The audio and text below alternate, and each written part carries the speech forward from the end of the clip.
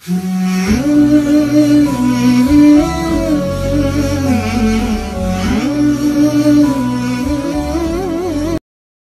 sekolah di Medina. Jadi kalau dikatakan orang yang Wahabi, orang yang paling ngerti Wahabi mungkin di antara antum yang ada di sini. Ana 15 tahun di Medina belajar.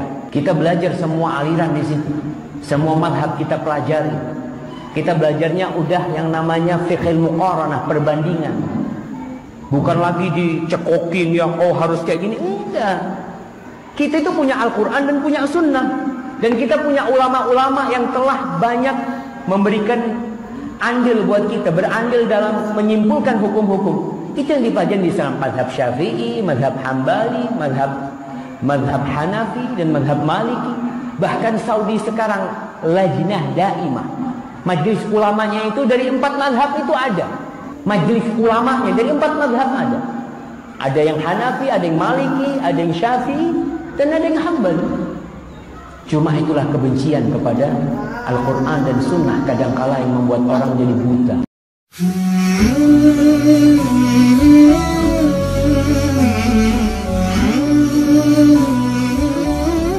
Sekarang di Indonesia ini, jemaah sekalian, orang-orang Syiah lagi gencar-gencarnya mencari kesalahan ahli sunnah. Sekarang ini.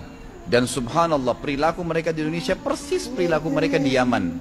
Sebelum terjadi perebutan pemerintahan kayak sekarang ini, persis sama, nggak ada bedanya. Jadi mereka di sana di Yaman itu mengemparkan isu-isu yang tidak benar tentang ahli sunnah dengan sama perkataan Wahabi. Dan itu pusatnya di Saudi. Padahal di Saudi ini orang belajar Al-Quran dan Sunnah.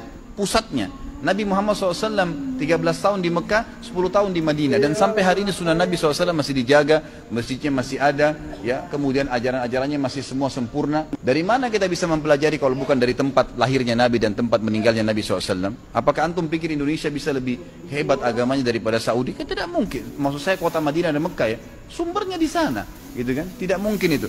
Tapi itu diangkat seakan-akan momok menakutkan. Itu yang diangkat oleh mereka, dai-dainya, dengan anggap mereka teroris lah, mereka berpaham radikal. Persis seperti di Jakarta sekarang, sama kejadiannya, subhanallah. Sayangnya pemerintah kita nggak membuka mata masalah ini, bahaya sekali. Saya sangat dukung ada salah satu mahasiswa tamat S3 kemarin di UIN, itu di Makassar, berhasil menulis disertasi dan dapat nilai yang bagus.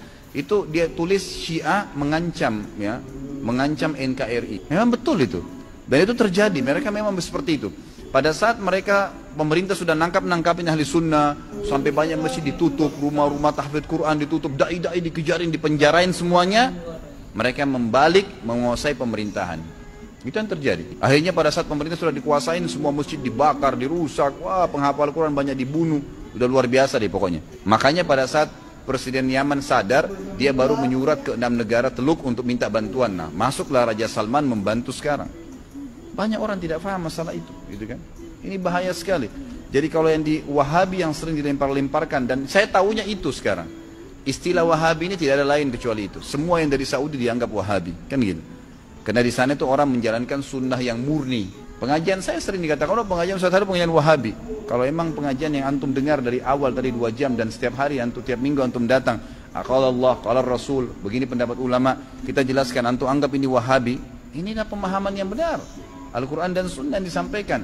Tapi momok itu ingin diangkat oleh orang-orang Syiah, karena yang banyak bongkar kedoknya Syiah itu orang-orang Saudi. Memang di Saudi, memang dari Madinah dan Mekah, gitu kan, yang membongkar mereka.